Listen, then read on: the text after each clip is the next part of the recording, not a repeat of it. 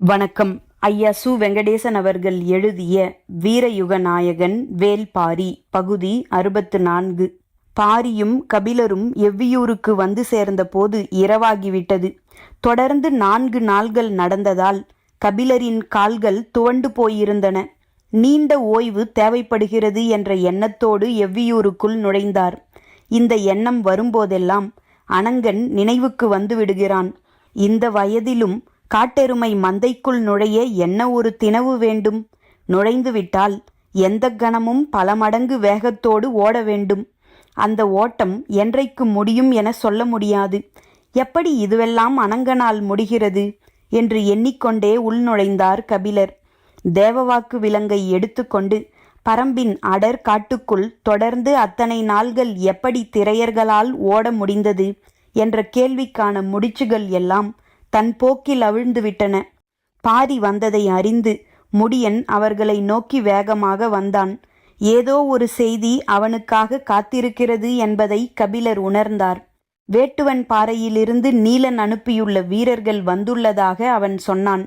நீலன் வராமல் ஏன் வீரர்களை அனுப்பியுள்ளான் என்று எண்ணிய கபிலர், சரி, நான் போய் ஓய்வெடுக்கிறேன் என்று சொல்லி விடை பெற முயன்றார்.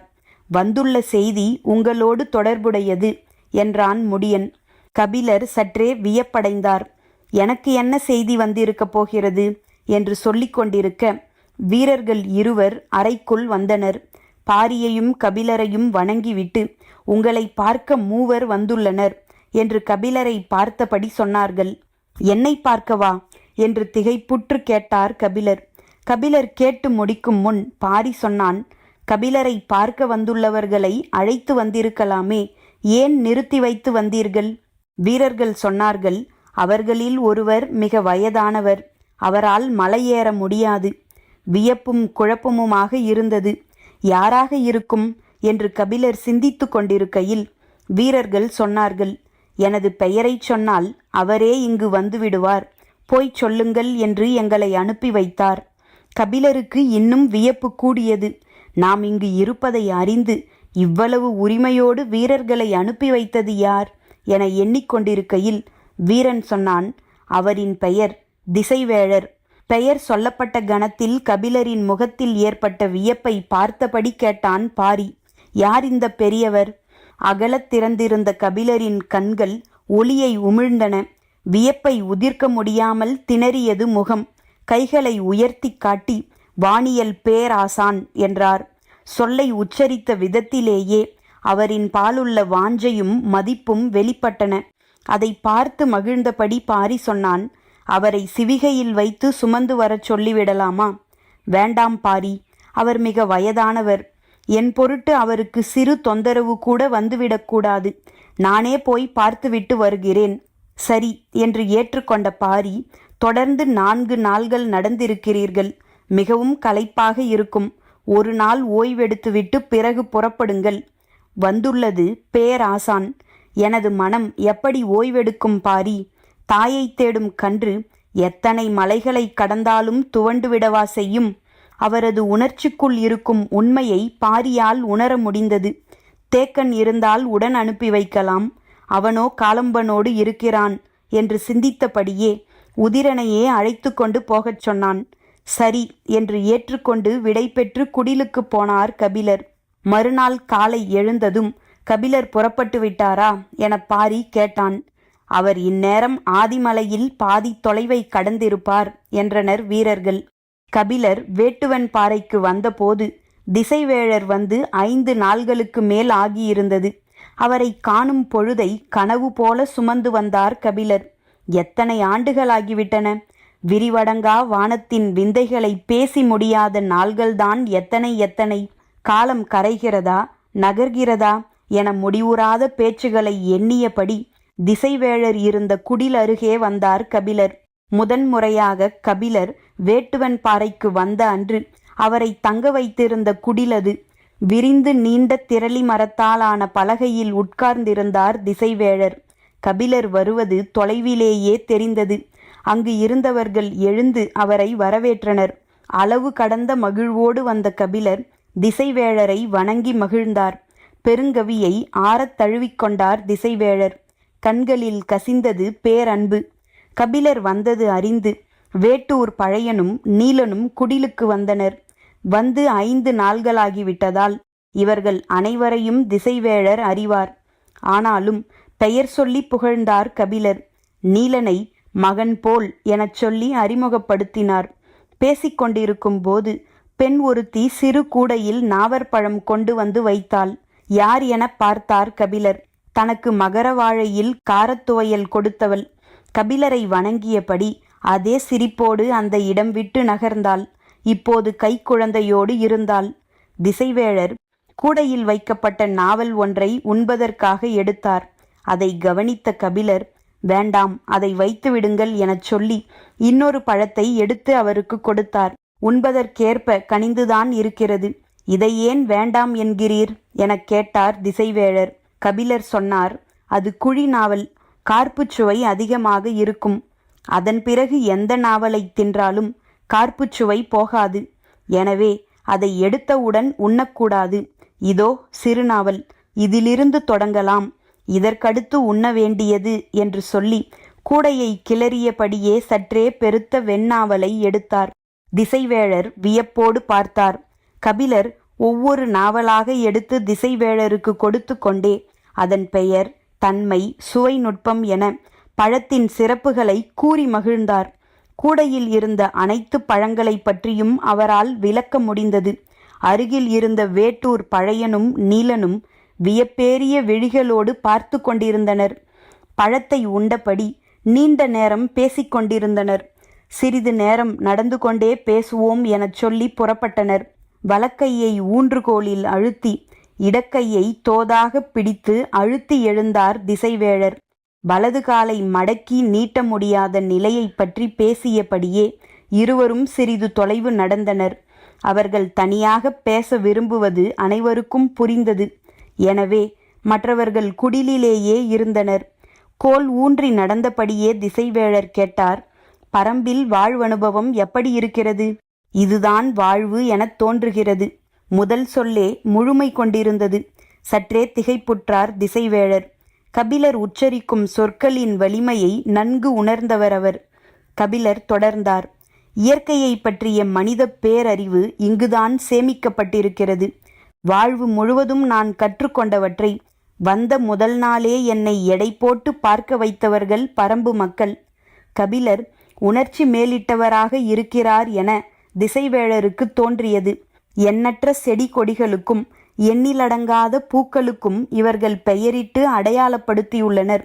இத்தனை வகையான பூக்களையும் அதன் பெயர்களையும் நாம் எங்கேயும் காண முடியாது என்று சொன்ன கபிலர் மிக மகிழ்வோடு சொன்னார், கடந்த வாரம் நாங்கள் அடர் காட்டுக்குள் மிக முக்கியமான வேலைக்காக சென்று கொண்டிருந்தோம். அப்போது என்னுடன் வந்த பாரி ஓர் இடத்தில் அப்படியே நின்றான். என்ன காரணம் என புரியாமல் உடன் வந்த அனைவரும் நின்றோம். பாரி எதை கவனிக்கிறான் என்பதை அனைவரின் கண்களும் உற்று நோக்கின. பாறையின் மீது வேர் போல தேன் நிறத்தில் படர்ந்து இருந்த சிறு கொடியில் மலர்ந்திருந்தது பூ. அதன் இதழ்கள் காற்றடிக்கும் போது சாய்ந்து எரியும் சுடர் போல இருந்தது. அதை பார்த்தபடி பாரி சொன்னான், இந்த வகை பூவை இதுவரை நான் பார்த்ததில்லை. ஆம், இது புதுவகையான செடியாக இருக்கிறது என்றனர் மற்றவர்கள். உற்று பார்த்து கொண்டிருந்த பாரி, இந்த பூவுக்கு நீங்களே ஒரு பெயர் சூட்டுங்கள் என்றான். பூவுக்கு எப்படி பெயர் சூட்டுவது? நிறம் கொண்டா, மனம் கொண்டா, அதன் தனிச்சிறப்பு அறிந்தா என்று எண்ணங்கள் ஓடியபடியே இருந்தன. கபிலர் உற்சாகத்தோடு பேசுவதை கேட்டபடி நடந்து கொண்டிருந்த திசைவேழர், என்னதான் பெயர் சூட்டினீர் என்றார். அந்த பூவை பார்த்த கணமே பாரியின் எண்ணத்தில் பெயர் தோன்றியிருக்கும். அந்த பெயர் பூவின் வேரிலிருந்து விளைந்ததாக இருக்கும். அதே போன்ற தோற்றம் கொண்ட பூக்களுக்கு என்ன பெயர் உள்ளது என அனைத்தையும் ஒப்பிட்டு பெயரை சிந்தித்திருப்பான் பாரி. எனவே நான் உடனடியாக ஒரு பெயரை சொல்லிவிட முடியாது அல்லவா? சிந்தித்து சொல்கிறேன் என்று கூறியுள்ளேன் என்றார். நீங்கள் பெயர் வைக்கும் வரை அது பெயரற்ற பூதானா?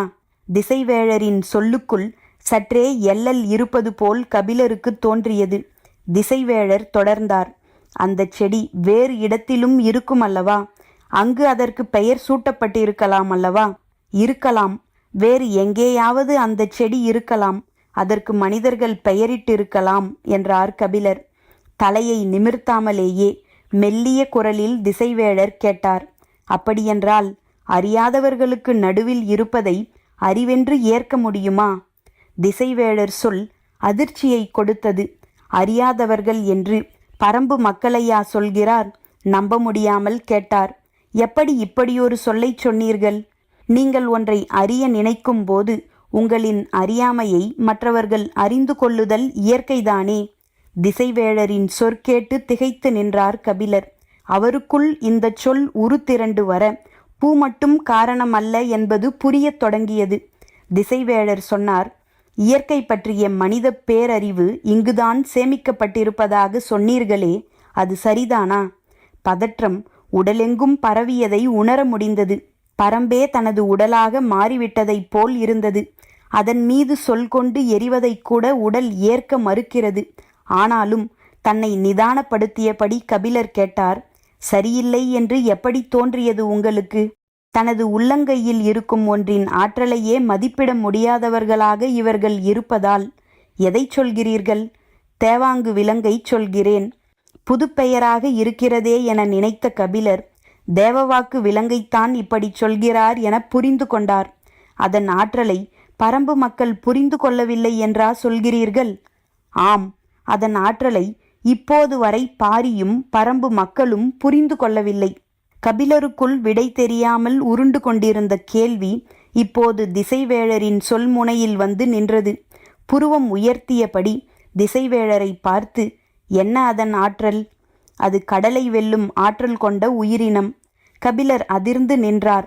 அவரின் முகக்குறிப்பு அறிந்து திசைவேழர் தேவாங்கின் சிறப்பை பற்றி பேசத் தொடங்கினார். எப்போது உட்கார்ந்தாலும் வடதிசை நோக்கியே உட்காரும் அதன் ஆற்றலை மெய் சிலிர்த்தபடி விளக்கினார். பொதிகை மலையில் இதை போன்ற உடல் அமைப்பை கொண்ட விலங்கு உண்டு. ஆனால் அதற்கு இத்தகைய ஆற்றல் இல்லை. இது ஒரு மரத்து விலங்கு. நீண்ட நெடுங்காலம் குறிப்பிட்டதொரு மரத்திலே வாழக்கூடியதால் குறிப்பிட்ட திசை நோக்கி உட்காரும் இயற்கையின் அதிசிறந்த ஆற்றலை பெற்றுள்ளது என்றார். கபிலர் மெய்மறந்து கேட்டார். இந்த விலங்குக்காக பாண்டியன் ஏன் இவ்வளவு முயன்றான் என்ற விடையின்றி தத்தளித்த கேள்விக்கு விடை தெரிந்தது. நூற்றாண்டுகளாக தொடரும் யவன வணிகத்துக்கு இது போன்ற ஒரு விலங்கு எவ்வளவு முக்கியமான பங்காற்றும் என்பதை கபிலரால் எளிதில் விளங்கிக் கொள்ள முடிந்தது. பாண்டியனின் பெருமுயற்சிக்கு பின்னிருந்த உண்மை வெளிவந்தது. நடையை நிறுத்தி அருகில் இருந்த சிறு பாறையில் சாய்ந்து நின்றார் கபிலர். கோல் ஊன்றியபடி நின்று கொண்டிருந்த திசைவேழர் சொன்னார், கடலையும் வானையும் இணைக்கும் பேராற்றல் கொண்ட உயிரினமாக இது இருக்கிறது. இதை பெற வேறு வழியே இன்றிதான் திரையர்களை அனுப்பி வைத்தார் குலசேகர பாண்டியன்.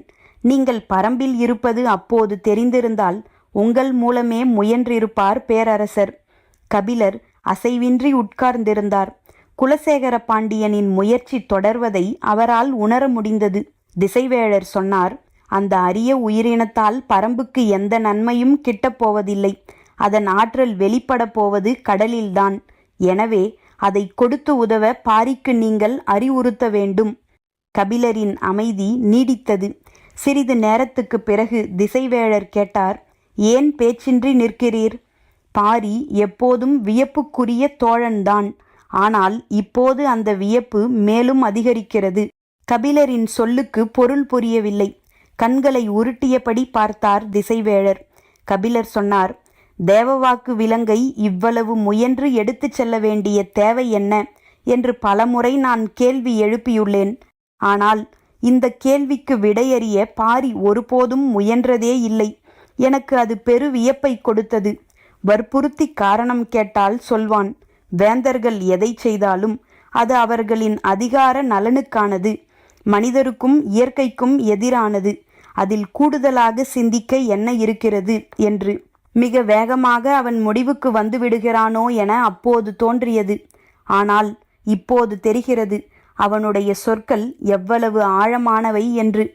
பாறையை விட்டு எழுந்து திசைவேழரை பார்த்தபடி கபிலர் மேலும் சொன்னார், இயற்கையை பற்றிய பேரறிவு மட்டுமல்ல, மனிதர்களை பற்றிய பேரறிவும் சேகரிக்கப்பட்டுள்ள இடமாக பரம்பு இருக்கிறது.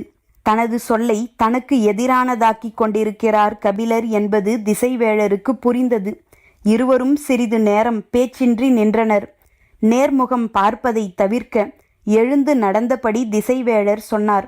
ஆற்றலை அறிவதும் பயன்படுத்துவதும் தான் மனிதனை வெள்ளற்கரியவனாக மாற்றியுள்ளன. மனிதன் வெள்ளற்கரியவனாக மாற வேண்டியது யாருடைய தேவை என்றார் கபிலர். சற்றும் இடைவெளியின்றி திசைவேழர் சொன்னார், இயற்கையின் தேவை. இலக்காரமானதொரு சிரிப்போடு கபிலர் சொன்னார், இல்லை, ஆசைக்கு அடிமைப்பட்ட கணத்தில் மனிதன் எடுத்துக்கொண்ட உறுதி அது. அது ஆசை அல்ல, இயல்பு. இயற்கையின் தன்மை அதுதான். ஆற்றல் கொண்டதை மட்டுமே அது அரவணைத்து கொள்ளும். எனவே மனிதன் ஆற்றலை பெருக்கவே வாழ்வை அமைத்து கொள்கிறான். அது மனிதன் இயற்கைக்கு கொடுத்துள்ள விளக்கம். தேவாங்கு விலங்கு கடலிலே இருக்கும்போது கிடைக்கும் பயன் எல்லையற்றது. அதன் ஆற்றல் துலங்கும் இடம் அதுதான். அந்த இடத்திலே அதை பயன்படுத்துதல் அனைவருக்கும் நன்மை செய்வதுதானே. இதை பாரியிடம் கேட்டால் என்ன சொல்வான் தெரியுமா? என்ன சொல்வான்? அதை பயன்படுத்த மனிதனுக்கு என்ன உரிமை இருக்கிறது என்று கேட்பான். திசைவேழரின் நடையின் வேகம் கூடியது. இந்த கேள்வியை எப்போதோ கடந்து வந்துவிட்டனர் நம் முன்னோர்கள். மலைக்காடுகளில் மட்டுமே விளைந்த தானிய கதிரின் விதைகளை சேகரித்து நதிக்கரையில் நட்டு வைத்த போதே இதை போன்ற கேள்விகளெல்லாம் இறந்துவிட்டன. பயனளிக்கும் இடத்தை நோக்கி பாய்ந்து செல்லுதலே வாழ்தலின் விதி என்று கூறிய திசைவேழர் சற்றே சினத்தோடு குரல் உயர்த்தி சொன்னார், நீங்கள் எழுப்புவது இயற்கையின் மீதான உரிமை பற்றிய கேள்வி அல்ல. இயற்கையின் இயங்கு விசையை புரிந்து கொள்ளாத அறியாமையிலிருந்து எழும் கேள்வி. திசைவேழரின் சினத்தை சற்றே எல்லலோடு எதிர்கொண்ட கபிலர் கூறினார், நீங்கள்தான் முதலிலேயே சொல்லிவிட்டீர்களே, அறிவுதான் அறியாமையின் அடையாளம் என்று. சினம் மேலேறாமல் கட்டுப்படுத்த முயன்றார் திசைவேழர். கபிலரை இணங்க வைப்பதுதான் முக்கியமானது. அந்த செயலை வெற்றிகரமாக செய்தாக வேண்டும். அதற்கு ஒரே வழி அவரை கருத்துகள் மூலம் வெல்வது மட்டும்தான். எண்ணங்கள் உள்ளுக்குள் ஓடியபடி இருக்க திசைவேழர் சொன்னார், வளைய மறுக்கும் கிளை ஒடிவதும் வளைந்து கொடுக்கும் கிளை நீண்டு தழைப்பதும் தான் இயற்கையின் அமைப்பு. சொற்களின் வலிமை அறிந்த இருவர் எதிரெதிர் திசையிலிருந்து அதை பயன்படுத்தி கொண்டிருந்தனர். தேவாங்கில் தொடங்கி அதை தரமறுக்கும் பாரியை நோக்கி உருண்டன சொற்கள். அதை எதிர்கொள்ள கபிலருக்கு எந்தவிதமான தயக்கமும் இல்லை. ஆனால் இப்படியொரு பணிக்கு திசைவேழர் எப்படி இணங்கினார் என்பதே அவரின் சிந்தனையாக இருந்தது. ஒரு தவளையிடும் முட்டையிலிருந்து பல்லாயிரம் தலைப்பிரட்டைகள் உருவாகின்றன. அவை எல்லாம் உயிர் வாழுமேயானால் இந்த பூமியில் தவளையை தவிர வேறு உயிரினமே இருக்காது. ஒரேயொரு கொக்கு நாள் ஒன்றுக்கு எண்ணாயிரம் தலைப்பிரட்டைகளை விழுங்கி வாழ்கிறது. இந்த அழிவுகளின் மூலம்தான் இயற்கை சமநிலையை பேணுகிறது. திசைவேழரின் சொற்களை கேட்டபடி கபிலர் அமைதியாக நடந்தார். அழிவுகளின் நியாயத்தை பேசத் தொடங்கி அடுத்து அழித்தலின் அவசியத்தில் வந்து பேச்சு முடியும். திசைவேழர் எதை நோக்கி வருகிறார் என்பதை கபிலரால் கணிக்க முடிந்தது. வலது கையால் ஊன்றுகோலை இறுக பிடித்து இடது கையால் அழுத்தி கொடுத்துதான் உங்களால் எழுந்திருக்க முடிந்தது. இவ்வளவு தளர்ந்த நிலையிலும் நெடுந்தொலைவு பயணித்து என்னை காண வந்துள்ளீர்கள் என பெருமகிழ்வடைந்தேன்.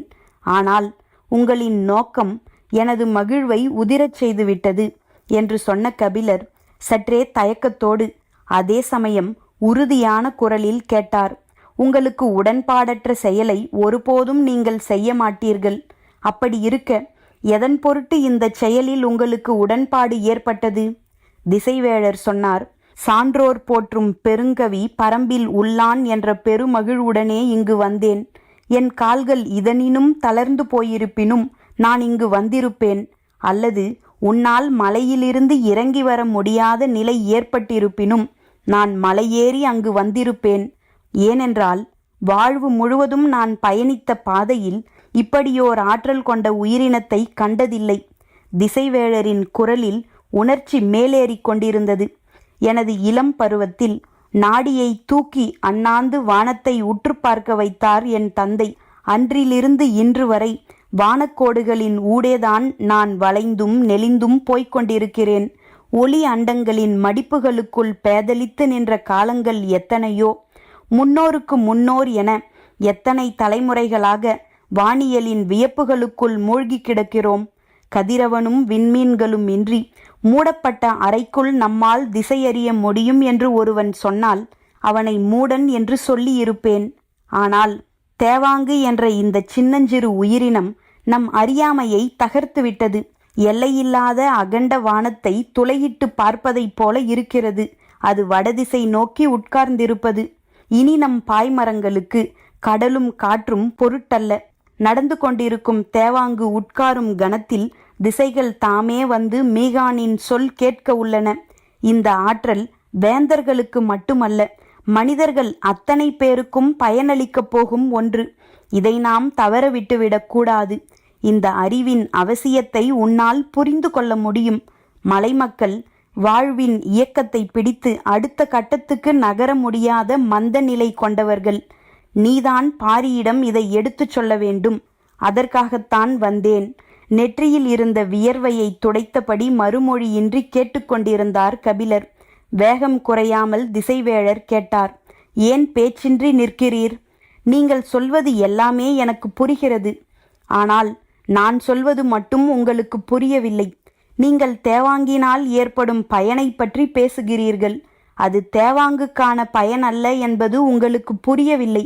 உங்களின் பயனுக்காக அதை பயன்படுத்த உங்களுக்கு உரிமை இல்லாததைப் போல அனுமதி கொடுக்கும் உரிமை பாரிக்கும் இல்லை. இழக்கக்கூடிய வாழ்விடத்தில் எந்த உயிரையும் இயற்கை உருவாக்கவில்லை. எனவே தனது வாழ்விடத்தை ஓர் உயிர் இழப்பது இயற்கையுடனான ஆணிவேரை அறுத்து கொள்வதற்கு நிகர். பயன்பாட்டு கணக்குகளும் பண்டமாற்று கணக்குகளும் எல்லாவற்றுக்கும் எப்படி பொருந்தும்?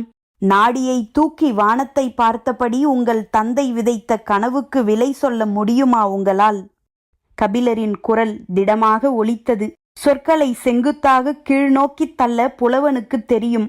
ஆசானாக மதிக்கும் ஒருவரின் மீது அந்த செயலை செய்யக்கூடாது என நினைத்தார்.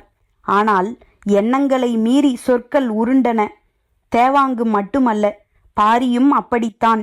என்ன விலை கொடுத்தாலும், சினம் கொண்டாலும், வீழ்ந்து பணிந்தாலும் திசை மாற மாட்டான். பரம்பின் குரல் ஒலிக்கும்.